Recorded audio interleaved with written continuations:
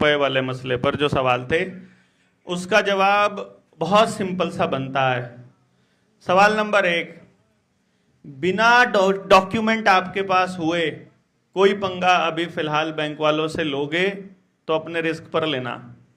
वैसे तो सारे ही जो पंगे लेने अपने रिस्क पे लेने हैं, लेकिन यहाँ कम से कम आप कागज मतलब आपके पास मजबूत होना चाहिए।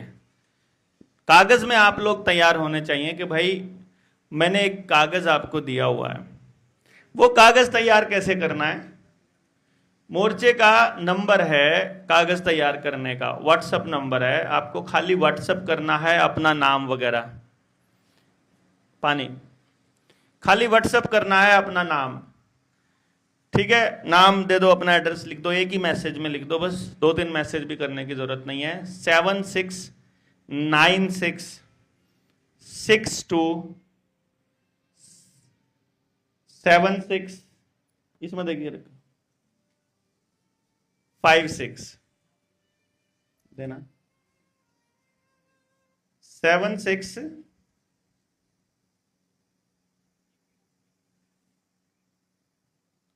76 96 62 76 56 इस नंबर पे व्हाट्सएप कर देना है।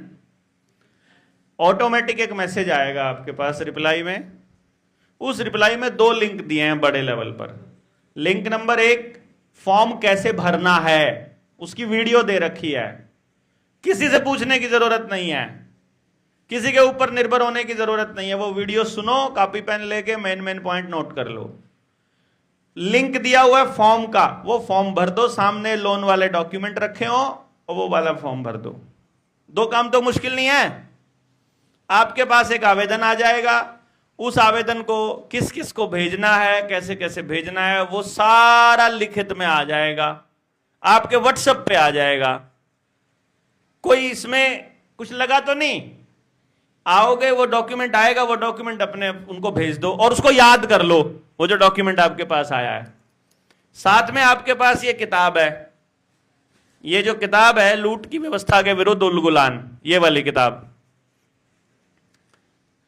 इस किताब में कानूनी पहलू दिए हुए हैं, पहले उनका यो बेसिक स्ट्रक्चर दिया हुआ है, इसको समझ लो, और जो हमने आवेदन में लिखा है उसका बेसिक स्ट्रक्चर समझ लो। रुपए वाली जो किताब है उसका नया मॉडल आ जाएगा, वो भी आपको मिल जाएगी। मतलब अगर आपने आवेदन दिया हुआ है, हमने क्या रखा है इसका, जैसे मैं आपको बताऊं कि हमें लोग डोनेशन तो देते ही हैं, मदद तो करते ही हैं, वो मदद जो है वो इस फॉर्म में जाए लोगों के पास कि उनके पास भी कोई दस्तावेज हो, उसके जैसी कोई बात नहीं है कि एक लिमिट से ऊपर कोई हमको अगर डोनेट कर रहा है, मान लो 1100 रुपये से ऊपर कोई डोनेट कर रहा है तो हम उनको ये बुक दे रहे हैं। कोई 2200 रुपये कर रहा है तो उसको हम 2 दे रहे हैं कि लो आप किसी और को भी दे देना। इस तरह से हम लोग इसको मॉडल को लेकर के चल रहे हैं। अगर आपने भी आवेदन लगाया, आवेदन लगाने का कोई पैसा नहीं है, पर आपके पास समझ तो होनी चाहिए ना। वो समझ आपको कोई आकर के तो ट्यूशन पढ़ाएगा नहीं, कोई आके तो बताएगा नहीं, वो डॉक्यूमेंट आपके पास हैं। बस जो हाई कोर्ट में लगाना है उसकी तैयारी के लिए हम ज्यादा से ज्यादा लोगों को इकट्ठा कर रहे हैं। जो लोकल लेवल पर आपको लड़ना है, वहां आपको वो मास्टर जी ने आपको बिल्कुल क्लियर बताया था कि भैया जी आपके पास समझ है तो पुलिस वाले भी आपसे डरते हैं और बैंक वाले भी आपसे डरते हैं। नॉलेज होना चाहिए बस आपके पास। उसी नॉलेज के लिए वो वीडियोस दी हुई है। वो वीडियोस का लिंक जो मैंने आपको दिया है ना कि जेएसएम से जुड़ने से पहले ये वीडियो देखो, वो जो प्लेलिस्ट है निडर इंडिया चैनल के ऊपर, उसमें वो 2 वीडियोस भी हैं लोन वाले मसले पे। रिकवरी वाला ये पूछे तो क्या करना है, ये पूछे तो क्या करना है, ऐसा बोले तो क्या बोलना है, सब दे रखा है। मान लो आपके पास समझ हो गई, डॉक्यूमेंट हो गया, अब तीसरी लड़ाई बच गई। कोर्ट में लड़ने का सामान हो गया आपके पास, रिकवरी वालों से लड़ने का सामान हो गया। तीसरी लड़ाई है जुडिशरी वालों के साथ कि कोर्ट ने ऑर्डर दे दिया, एसडीएम ने, तहसीलदार ने, पुलिस वाले आकर आपके घर का कब्जा तोड़वाने लगे। आपको सुने बिना पहली बात कोर्ट कोई आदेश नहीं दे सकता। यदि कोर्ट ने आदेश दिया है तो वो मतलब आप समझो थर्ड पार्टी आदेश है, उसको वो मान्य ही नहीं होता है, उसको ऊपर वाली कोर्ट में चैलेंज किया जा सकता है कि मेरा पक्ष सुने बिना कोर्ट ने आदेश दे दिया है। और अब उस आदेश की अनुपालना में पुलिस वाले आए हैं। आपके पास दो रास्ते हैं, कानून का सहारा ले लो या फिर पुलिस वालों के हिसाब से चल लो। कानून क्या कहता है कि जब तक किसी मसले पर, भाई जब तक किसी मसले पर निपटारा पूर्ण रूप से नहीं हो जाता, जो आवेदन करता है यानी जिसने लोन लिया है उसे कोई डिस्प्यूट है, उसके डिस्प्यूट का समाधान किए बिना कोई कार्रवाई नहीं हो सकती जब तक, यह कानून कहता है। इसका मतलब आपने आवेदन लगा दिया तो आपने सवाल खड़ा कर दिया ना, तो जब तक आपको संतुष्ट नहीं कर लेता बैंक को आपके घर पर कब्जा करने का अधिकार ही नहीं है। हमने उसको फंसा दिया ऐसी कुंडी में। लेकिन फिर भी एसडीएम आपके घर पर ताला लगाने का आदेश यदि दे देता है तो वो प्योर गुंडागर्दी और ताकत का नशा है। उसका इलाज समाज है। आपको अपने पड़ोस समाज को समझाना पड़ेगा कि भाई ऐसे ऐसे करके बात है, मैं ये मसला है, कोर्ट ऐसे, ये जज ये जो तहसीलदार है ये मिला हुआ है उससे, बैंक वालों से रिश्वत खा के, मेरी रिक्वेस्ट इतनी सी है बैंक वालों से कि मेरे सवाल का कानून सम्मत विधि पूर्वक जवाब दे दो और मेरे से सारे पैसे ले लो, मैं पैसा देने से मना नहीं कर रहा। और बैंक जवाब नहीं दे रहा। भाई जवाब नहीं दे रहा तभी तो खोट है ना उसमें। मेरी बस इतनी मदद कर दो कि मेरे साथ खड़े होकर आपने पुलिस वालों से, तहसीलदार से इतना ही तो कहना है कि भाई जवाब दे दो 1 हफ्ते में और पैसे ले लो, हम दिलाएंगे पैसे, कि नहीं? समझ गए ना? अब अगर वो भी नहीं करता है तो फिर उनकी पुलिस बल से ज्यादा हमारे पास संख्या बल होना चाहिए। क्यों? उनकी पुलिस से ज्यादा संख्या बल हमारा होना चाहिए। और यदि वो भी नहीं है, भाई हमारे साथ तो कोई पड़ोस वाला सुनता ही नहीं है, कुछ नहीं करता है, अगर वो भी नहीं है तो उनको ताला लगा लेने दो और रात को मेल करके रात को तोड़ लो। मकान का आपके पास ही है कब्जा। ऐसे ऐसे करके हजारों की संख्या में मकान के ताले अपने लोग घरों में रह रहे हैं, जिनके घरों पे 4 साल से ताला लगा था। कोई एक साथी यहां भी आया हुआ है, 4 साल से ताला लगा था, किसका था? अब तोड़ के आप घर में रह रहे हो ना? अच्छा, आप अभी नहीं गए हो, किनका था वो जिन्होंने तोड़? आप कितने दिन तक लगा रहा था? 1 साल लगा रहा, 1 साल अब ताला ही लग गया जब घर से बेघरी कर दिए। अब जब समझ आई तो तोड़ के अपने घर में रह रहे हैं?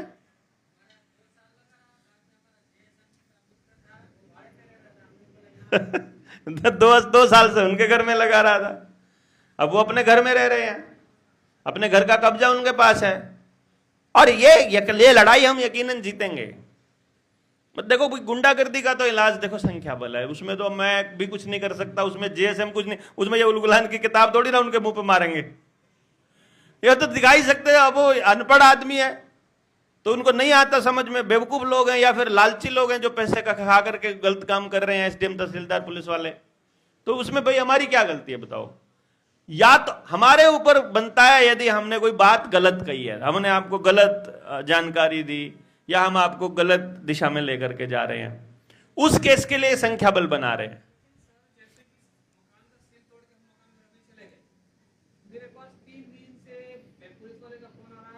भाई आपने आवेदन लगाया?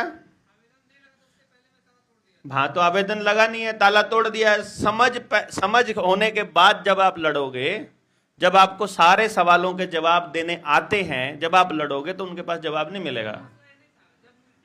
बाद में बता दो, बाद में लिख देना ना, बता देना, जिक्र कर लेना, कंटिन्यूसली बात हो जाए पूरी। उनसे हो गई थी बात, हाँ तो बस फिर वो कन्वर्सेशन हो जाएगा ना 1 by 1। अभी तो पूरा मसला पूरा डिटेल में चल रहा है। वो एक केस है जो आपने बोला है, या आप अपना केस बता रहे हो ना?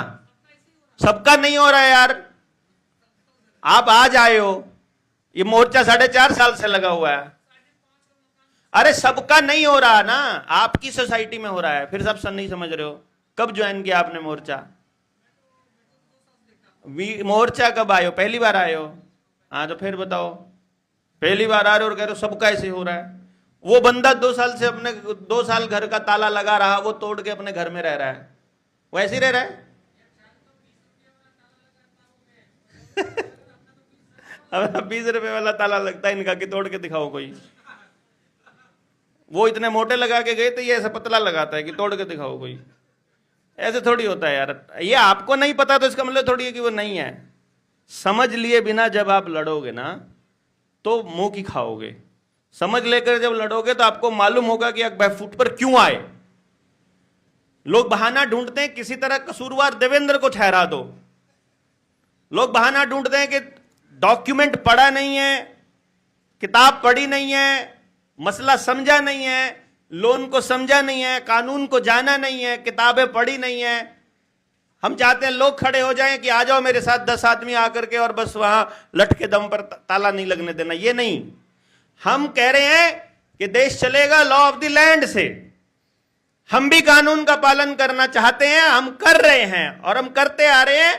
और हमारी बात यह है कि तुमको भी कानून का पालन करना चाहिए। बस उनको कानून बताने वाला कोई नहीं है, आपको बताने वाला कोई नहीं था, अब आपके पास हथियार आ गया है। तो जो गुंडागर्दी का इलाज है ना वो पब्लिक है। अभी हमें 1 लाख लोग क्यों कह रहे हैं?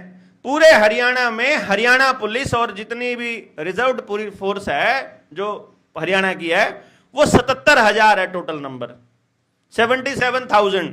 यानी हर थाने का हर पुलिस कर्मचारी, जेल को मतलब जो भी पुलिस में लगा हुआ बंदा है, पीसीआर पे, थाने में या सिक्योरिटी में कहीं पर भी, अगर वो सारों को एक जगह इकट्ठा करो तो 77,000 बनता है।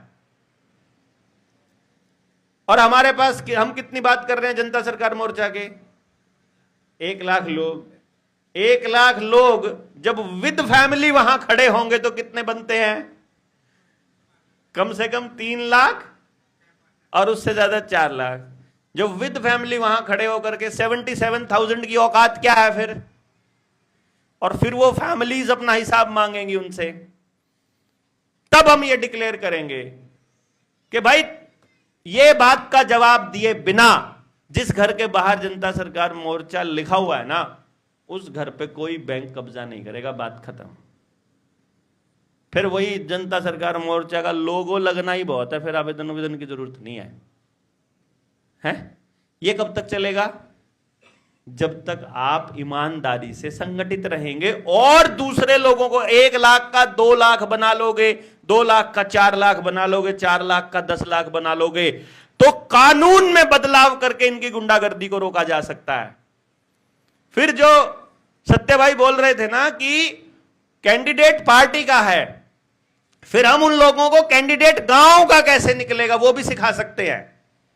फिर वो विधानसभा में, लोकसभा में जाकर के हमारा कानून भी बना सकता है कि आज के बाद बैंकिंग सेक्टर का कोई भी आदमी अगर बैंक को यह कह दो कि तुम यार अपनी मर्जी से नोट छाप सकते हो, अपनी मर्जी से कर्जा दे सकते हो, उसके बैकिंग में आपके पास कुछ भी नहीं है। अभी थोड़ी देर पहले बात कर रहे थे कि यार उसके पास डॉलर है, डॉलर को वो उसमें रख रहा है, मतलब किसमें रख रहा है? फॉरेन एक्सचेंज में, सिक्योरिटी के रूप में, उसके बराबर में नोट छाप रहा है।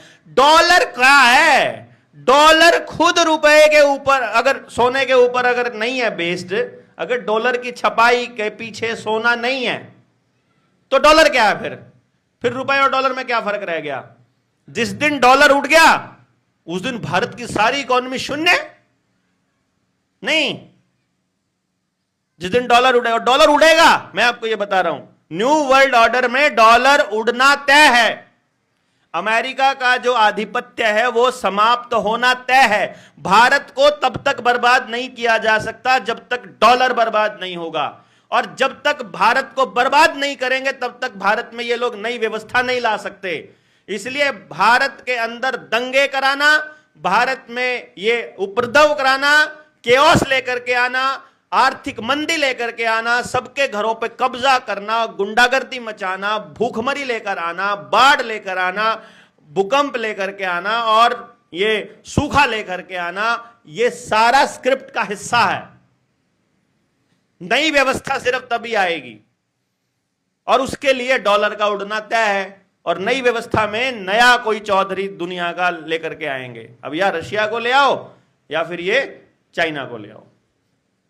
विश्व जो वर्ल्ड वॉर का गेम चल रहा था, वो मैं बता रहा था ना, वो वहां टेस्टिंग कर रहे थे कि एक स्कूल का जीपीएस कोऑर्डिनेट भर दिया तो ड्रोन वहां जाकर के स्कूल को उड़ा सकता है कि नहीं उड़ा सकता, उड़ा दिया। बस को उड़ा सकता है कि नहीं, चलती हुई बस को उड़ा दिया। चलते हुए आदमी को मार सकता है कि नहीं, ड्रोन मार के देख लिया। वो सारा टेस्टिंग कर रहे थे। आपको लग रहा है वर्ल्ड वॉर चल रहा है, आपको लग रहा है रशिया यूक्रेन चल रहा है, आपको लग रहा है फिलिस्तीन और इजराइल का गेम चल रहा है। वो अपनी टेक्नोलॉजी टेस्टिंग कर रहे हैं, वो अपनी टेक्नोलॉजी टेस्टिंग कर रहे हैं और लिमिटेड एरिया में कर रहे हैं, लिमिटेड एरिया में।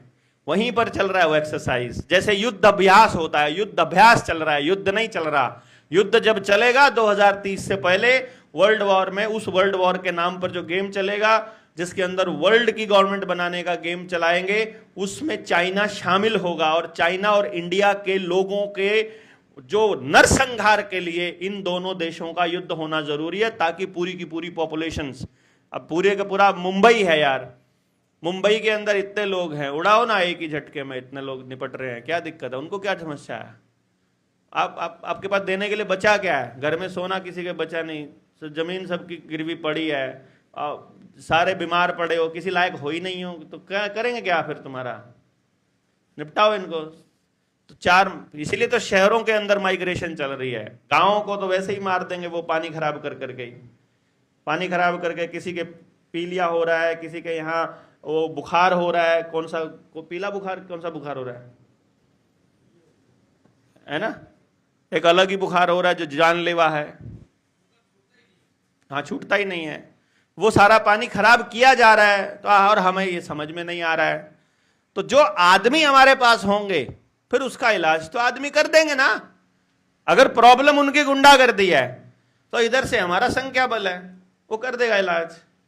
अभी आदिवासी एरिया के लोग थे, इधर सिरोही जिले में हैं अपने राजस्थान में, ठीक है, और फिर एक वो थे जो अपने अनूप मंडल वाले लोग थे। फिर आप चले जाओ छत्तीसगढ़ में, झारखंड में, वहां आदिवासी लोग थे। अब वो लोग हमको बोल रहे थे कि आपको कितने लोग चाहिए क्रांति करने के लिए? हमने आपकी वीडियो सुनी थी कि आपको 1 लाख लोग चाहिए, तो हम 1.5-2 लाख लोग हम ले आते हैं। तो मैं कहा वो 1.5-2 लाख लोग नहीं चाहिए हमको, वो 1 लाख लोग समझे हुए चाहिए कि जब ये व्यवस्था गिरे, व्यवस्था तो गिरेगी, इन्होंने खुद गिरानी है। ये क्या चाहते हैं कि व्यवस्था गिरे और फिर इन्हीं के हिसाब से दोबारा बने। हमारा क्या प्लान है कि व्यवस्था ये गिराएं और फिर व्यवस्था हमारे हिसाब से बने। हमारे हिसाब से मतलब जो भारतीयता के आधार पर, जो राजीव भाई का सपना जिसको हम लेके चल रहे हैं, यानी कि भारतीयता के आधार पर कैसे, कि जिसमें बच्चे की पढ़ाई ये नहीं है कि वो बच्चा स्कूल में जा रहा है पढ़ने के लिए, बच्चे की पढ़ाई 24 घंटे चले, सिखाने वाले 24 घंटे हों उसके पास। कैसे हो सकती है ये? जब समाज का प्रत्येक व्यक्ति चीजों को समझता हो, तभी तो होगा। भाई आप अपने बच्चे को चाचा के यहां, ताऊ के यहां, पड़ोसी के यहां क्यों नहीं भेजना चाहते? आपको यदि यह पता हो कि यह आदमी नियत का ठीक है, आपको पता हो कि मेरे बच्चा इसके पास गलत नहीं सीखेगा और आपका बच्चा उसके पास सुरक्षित है, फिर क्यों दिक्कत है आपको भेजने में?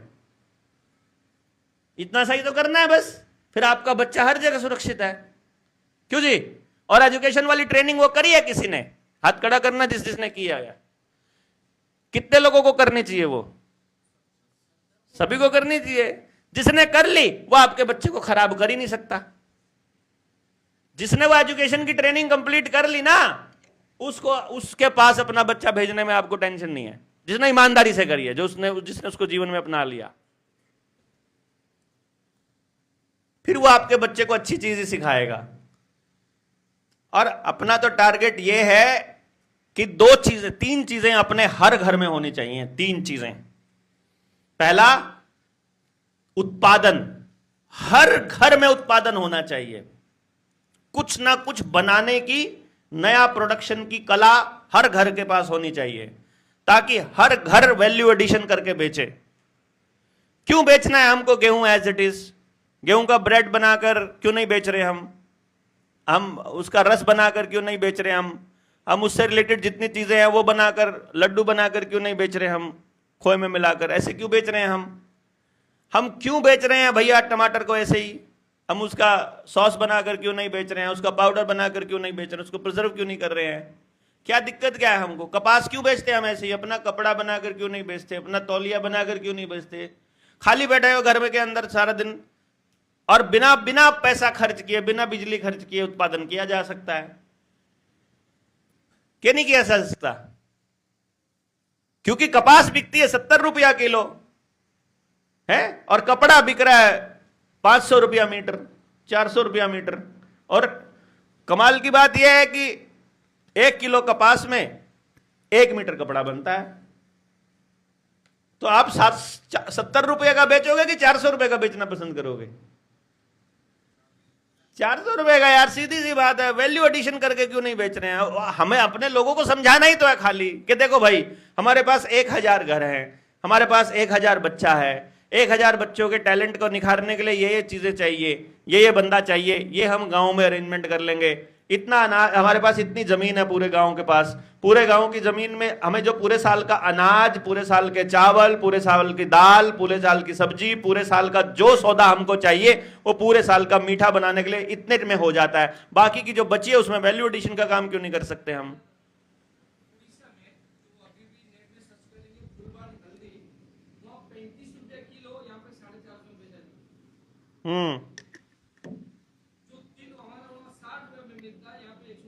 मैं कह रहा हूं आप जाकर के देखोगे, आपको एक एक चीज का वैल्यू, उनको सिर्फ पैकेट में पैक करने का वैल्यू है वो। अगर हम केवल अपने किसान को इतना सिखा दें कि जो गेहूं आप 20 रुपया किलो मंडी में बेच के आते हो, यदि उसे आप झारने में झान करके, मतलब उसको झार कर और पैकेट में पैक करके बेचोगे, वो उसी टाइम 40 रुपया किलो हो जाएगा। 1 किलो का पैकेट बनते ही 40 रुपया किलो हो जाएगा। और यदि उसी को आप धो करके सुखा करके डाल दोगे तो वो 60 रुपया किलो हो जाएगा। इतना ही तो समझाना है बस खाली है। उसका दलिया बनाकर बेच दोगे तो 150 रुपया किलो हो जाएगा। उसका ब्रेड बना के बेच दोगे 180 रुपया किलो हो जाएगा। सड़ा दोगे उसको तो 180 रुपया किलो हो जाएगा। सड़ा के ही बनता है ना ब्रेड तो भाई, उसी गेहूं का सिंपल फंडा है ये। और एक परिवार, किसान परिवार को सिर्फ इतना समझाना है कि हमको रुपया नहीं चाहिए, हमें रुपया नहीं धन चाहिए, धन। और वो धन भी समझाना जरूरी है। इसलिए रुपए का कॉन्सेप्ट हमने बीच में घुसाते हैं हम लोग। इसलिए नहीं घुसाते कि हमको कोई कर्जे वालों की बहुत चिंता है। कर्जे वालों की चिंता नहीं है हमको यह पता है कि वो आदमी जो फंसा हुआ है उसमें उसकी गलती है ही नहीं, व्यवस्था ने सारा गेम रच रखा है। और जब तक गांव का आदमी असली रुपए को नहीं समझेगा, असली धन को नहीं समझेगा, तब तक वो अपनी मुक्ति का साधन नहीं निकाल सकता। तब तक उसे लगेगा बैंकों के बिना तो मर ही जाएगा। वहां तक जाना है हमको। जैसे आज एक साथी बोल रहे थे कि हमने आपकी 1800 वीडियो सुनी है। कौन बोल रहे थे वो? कि 1800 प्लस वीडियो सुनी है, और आज जो आप यहां बोल रहे थे वो बिल्कुल अलग था, उसमें 1800 से प्लस था। तो वो क्यों था? क्योंकि अब हम नेक्स्ट लेवल के लोग यहां बैठे हैं। जैसे ही आप इससे नेक्स्ट लेवल पे जाओगे, आपको नेक्स्ट लेवल माल मिलेगा। गोदाम में कोई कमी नहीं है, माल बहुत है अपने पास, आप खाली लेने वाले बनो, ठीक है ना? और क्यों? क्योंकि वो प्रैक्टिकल समझ डेवलप हुई पड़ी है, तो हमें मालूम है और हमने करके देखा है, हमने होते हुए देखा है, हमने हुआ देखा है। ऐसे गांव हैं भारत में जहां एक भी ताला नहीं है, जहां घर पे कभी कुंडी नहीं लगती है और आज तक चोरी नहीं हुई है। ऐसे गांव की बात कर रहा हूं, ऐसे गांव हैं जहां एक भी मोबाइल नेटवर्क नहीं आता है और बिना मोबाइल के जिंदगी बहुत खूबसूरत, और बिजली नहीं है, बहुत खूबसूरत जिंदगी जी रहे हैं। ऐसे गांव हैं जहां हर घर में लाइब्रेरी है, हर घर में लाइब्रेरी। कि एक किताब लेके आते हैं तो किताब लेके जाते, कि तुम एक किताब लेकर एक किताब दे जाओ। जैसा स्कूल आपको चाहिए वैसा स्कूल ऑलरेडी मॉडल है अवेलेबल। जैसे बच्चे आपको चाहिए वैसे बच्चे ऑलरेडी तैयार करने की मतलब जगह हैं। जिस तरह का जीवन आप जीना चाहते हो, आपको नंगे लोग देखने आज भी अवेलेबल हैं, आदिवासी जो कपड़े नहीं पहनते हैं, आज भी आपको ऐसे लोग मिलेंगे। तो और वो उनके जीवन को जाकर के आप देखोगे, आपको पता चलेगा कि आदमी ने कपड़े पहन के क्या खोया है, पता नहीं चलेगा आपको। आदमी ने पकाना खाना चालू किया, जब तक पकाना चालू किया तब से उसने क्या खोया है? वो तो चीजें जब समझ में आ जाएंगी तब आएंगी, जब क्लैरिटी आएगी। वो उन पे जाने की जरूरत अभी तब पड़ेगी जब हमें ये बेसिक चीजें समझ। अभी तो बेसिक लेवल पे ही हम लोग समझ नहीं रहे। अभी तो हमें ये लगाई दे रहे हैं कि लड़ाई ये है, जो लड़ाई है ना वो तो अभी तक हमने बोली ही नहीं है। यहां पे तो मैं बोला ही नहीं हूं। ये प्योर स्पिरिचुअल लड़ाई है, प्योर आध्यात्मिक लड़ाई है, ये भौतिक लड़ाई नहीं है। उनका अटैक आपके व्यवस्था इस धरती पर, मतलब आपकी जमीनों पर, आपके इन चीजों पर नहीं है। उनका अटैक आपकी पाइनियल ग्लैंड पे है। इस चीज को अभी तक मतलब उन लोगों ने छुपाया हुआ है आपसे कि आपकी समझ को ही मार दिया, समझ ही पैदा ना। समझ इतना समझाने के बाद भी नहीं समझ में आ रहा है, क्योंकि ये कैल्सीफाई हुई पड़ी है, इसके ऊपर परत जमी पड़ी है पीनियल ग्लैंड पे। जिस दिन ये उतरेगी उस दिन ऐसे टक ऐसे, मतलब रात को आपने भाषण सुने, इतनी स्पीच सुनी, कुछ समझ में नहीं आ रहा है, एक दिन अचानक से सुबह खुली नींद और सब समझ आ गया। बनी आप में से किसी के साथ ऐसी, मोर्चे के साथ थी, बनी ऐसी? हाथ खड़ा करना, किस किस के साथ ऐसा बना है? ये इनके साथ हुआ पड़ा है। ये एक ही रात सो के आएगा समझ में, सुनकर नहीं आएगा। नीचे कौन कौन कनेक्ट हुए थे उस दिन? आए थे पिछली मीटिंग में? हाथ खड़ा करना, नीचे जो कनेक्ट हुए थे। तो उसके बाद तो समझ आ गया होगा सारा कुछ, उसका तो टेंशन ही नहीं है ना। मतलब वो सारा कुछ अपने आप आ जाता है। इसीलिए मैं ये कहता हूं, ये समझने की लड़ाई ऐसे टक से आएगा समझ, सोल्यूशन भी, प्रॉब्लम भी, ठीक कैसे करना है, कौन कौन आदमी चाहिए, सब दिखेगा ऐसे, आंख बंद करते ही सब दिखेगा। कोई टेंशन नहीं है, कोई दिक्कत नहीं है, समझे? इसलिए इसको बहुत बड़ी लड़ाई मान करके चलने की जरूरत नहीं है। सिंपल काम है, आपकी बहुत बड़ी जिम्मेदारी कोई नहीं है। आपकी जिम्मेदारी केवल इतनी सी है कि आपको ये सच में यदि लगता है कि ये लड़ाई मतलब आप सच में लड़ना चाहते हैं, तो बस इसके लिए बात करनी है। आपने बात करनी है, खाली बात। समझाना नहीं है किसी को भी, समझाना आपकी जिम्मेदारी नहीं है। समझ में अपने आप आएगा। दो चीजें हैं, एक इंफॉर्मेशन, एक ज्ञान। हम जो यहां बोलते हैं, यहां बैठे बैठे जो आपको बोल रहे हैं, जो बाबा लोग बोलते हैं, जो गुरु लोग स्कूल में बोलते हैं, मास्टर जी जो बोलते हैं, भाषण देने वाले बोलते हैं, ये सारा इंफॉर्मेशन है, ये सारी जानकारियां हैं। ज्ञान सीधा वहीं से आता है। और वो जब तक आपकी ये वाली आंखें बंद नहीं होंगी तब तक नहीं आएगा वो, ठीक है ना। तो ये वाली आंखें बंद करने के लायक आप बनोगे, उसके लिए कंडीशन है पहली कि आपको अपने आप को मारना पड़ेगा। आपको ये सोचना नहीं पड़े, आपको ये सोचना है कि आप हो ही नहीं, समझो। यानी आपको अपने लिए नहीं करना है कुछ। आप अपने बच्चे को केंद्र में रख कर लो, अपने परिवार को केंद्र में रख के कर लो, अपने पड़ोस को केंद्र में रखकर, अपने गांव को केंद्र में रखकर, अपने देश को केंद्र में रखकर, एनीवन बट यू, अपने आप को छोड़कर बाकी किसी के लिए करना चालू कर दो। किसी के लिए भी, अपने आप को छोड़कर, बस कि मेरे को नहीं करना अपने लिए कुछ भी, मुझे इसके लिए करना है कि इसके लिए हो जाएगा तो मेरे लिए भी हो ही जाएगा। जिस दिन आपने इस कॉन्सेप्ट पे काम चालू कर दिया, जिस दिन आपने इसके ऊपर काम चालू कर दिया, उसी दिन आपका वो जानकारी से फिर ज्ञान की तरफ आपका रास्ता चालू हो जाएगा। और फिर आपको कुछ बताने की जरूरत नहीं, देवेंद्र बल्हारा के पास आने की जरूरत नहीं, फिर आपको सब मालूम होएगा। फिर किसी के पास जाने की जरूरत नहीं है। फिर आपको खाली एक पॉइंट मिला और आपको उस पॉइंट के बारे में जानकारी है। तो उसके लिए शुरुआत में आपको अपने आप से बाहर निकलकर किसी से बात करनी पड़ेगी, स्पेशली उससे या उसके लिए जो आपको रिटर्न में कुछ नहीं दे सकता। समझ गए भाई? मुझे उसकी मदद इसलिए कर देता हूं ताकि वो भी मेरी मदद करेगा ना। आप जिसकी मदद करो ये सोचकर मदद करनी है कि वो वापस आपकी कोई मदद नहीं कर सकता। बिल्कुल ये सोचकर कि मैंने इसकी मदद करनी है क्योंकि मैं मदद करना चाहता हूं, क्योंकि उसकी मदद करनी चाहिए, क्योंकि ये करने का काम है। बस इतना सा मन में होना चाहिए और करके छोड़ देना है। ये नहीं सोचना है कि भाई मैंने तेरी मदद करी थी, तू एक दिन एक मीटिंग में तो आ ही सकता है ना। उसको खाली खबर करनी है कि भाई मीटिंग हो रही है, बस सब लोग आ रहे हैं, तुम भी आ रहे हो क्या। ये नहीं कहना तुमको आना है, ज्यादा से ज्यादा कहो तो इतना कहिए तुमको भी आना चाहिए, अच्छा लगेगा, लेकिन पुश नहीं करना, जबरदस्ती नहीं करनी। भीतर में खुद हमारे भीतर आने की लगन नहीं है, तब तक हमें उस व्यक्ति को बुलाकर भी कुछ नहीं करना है। वो बुलाने के बाद भी यहां नहीं बैठेगा, वो बाहर बैठेगा, यहां बैठेगा तो डिस्टर्ब करेगा, बाहर बैठेगा तो कुछ और करेगा। कहने भर को यहां हमको हाजिरी रजिस्टर में एंट्री करके ज्यादा संख्या का कुछ नहीं करना, हम कुछ कर ही नहीं सकते उस संख्या का। हमको कोई पब्लिक को डराना थोड़ी है, किसी को हमको कोई सत्ता थोड़ी गिरानी है, हमको कोई सरकार थोड़ी गिरानी है, हमको कोई सरकार थोड़ी बनानी है, नहीं समझे।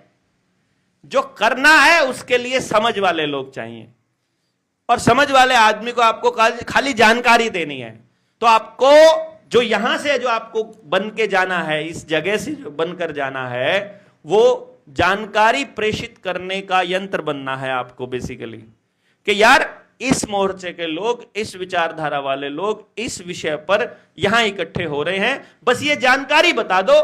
जो व्यक्ति आना चाहे आ जाएगा, अपने आप आए, अपने आप जो आएगा वही हमारे काम का है। जिसको लाना पड़ेगा, जिसको जबरदस्ती करनी पड़ेगी, वो अभी हमारे काम का व्यक्ति नहीं है। उसको सिंपल फंडम मतलब एकदम से मान के चलो आप। तो यहां जो हमारे पास जो अभी तक जो मैंने महसूस किया है सबसे बड़ी कमी हमारे बीच में है, वो है कि हमारी बात और जानकारी ही नहीं पहुंच रही है आगे तक, कि भाई ऐसा करके कोई कार्यक्रम हम लोग कर रहे हैं। जैसे आप लोगों में से बहुत से लोग हैं जिन्होंने, जो कहते हैं कि हम इतने साल से सुन रहे हैं, वो रैंडम आई हुई वीडियोस को सुन रहे हैं। रेगुलर जो मैं बता रहा हूं उसको अगर सुन लिया होता तो आज आप सारे लोगों के पास सारी समस्याओं के समाधान का पूरा चिट्ठा होता, और आपके सवालों का जो लेवल है वो बहुत ऊंचा होता, और मैं उसी लेवल की फिर बात करता। और वो जो मैंने लिंक दिया है, बोला है आपको, निडर इंडिया चैनल के ऊपर जो प्ले लिस्ट है जिसका नाम है जेएसएम से जुड़ने से पहले ये वीडियो देखो। प्ले लिस्ट में जाओगे ना, उसमें जेएसएम से जुड़ने से पहले की वीडियोज है, वो आपको सारी की सारी जानकारियां आपके पास होनी चाहिए, उनके तो नोट्स होने चाहिए बल्कि। और जब आप गांव में जाओगे ना, आपके पास हर सवाल का जवाब होगा, इसकी गारंटी मैं देता हूं। अगर आपने वो सुन लिया तो आपके पास कोई भी ऐसा सवाल नहीं होगा जो अटक जाएगा, और जहां आप नहीं अटके वहीं आप कामयाब हो, वहीं लोग जुड़ना चालू हो जाएंगे। तो ये जो ऊर्जा एक दूसरे से आपको यहां मिली है, इसको एक साधारण बात नहीं माननी है आपने। हम कल पूरा टीम बिल्डिंग बना करके और पूरा इसको कैसे आगे तक लेकर के जाएंगे, आपके जिले में क्या क्या इश्यूज, मतलब कैसे इश्यूज बनाने हैं आपको, कैसे टीम बिल्ड करनी है, कैसे इस बात को आगे बढ़ाना है, ये हम विषय बात करेंगे। रात को ग्रुप डिस्कशंस होंगे, आपने जितने भी आपके इश्यूज हैं उनके ऊपर डिस्कस होगा। जितने सवाल हैं वो हाउस में रखे जाएंगे कि ये सवाल आए हैं निकल करके, क्योंकि उन सवालों के जवाब आपको मिलने चाहिए बेसिकली। मैंने जितने भी लोग हैं आपने वाले, डॉक्यूमेंट जिनका नहीं बनाया वो मैंने बता दिया है, और जिस पोजीशन में आपका घर का या पर्सनल लोन वाला इशू है उस पर भी मैं चर्चा कर चुका हूं। आप देखेंगे डिस्कस करेंगे तो वो मैं ऑलरेडी बता चुका हूं। सब जितने मसले, जितने संभावित मसले हैं आपके लोन से रिलेटेड, उन सब पे लंबी चर्चाएं हो चुकी हैं। फिर भी जो रह जाएंगे उसको भी जरूर कवर करेंगे। हमें कोई ऐसा साथी छोड़ना नहीं है कि वो दिक्कत में हो और हम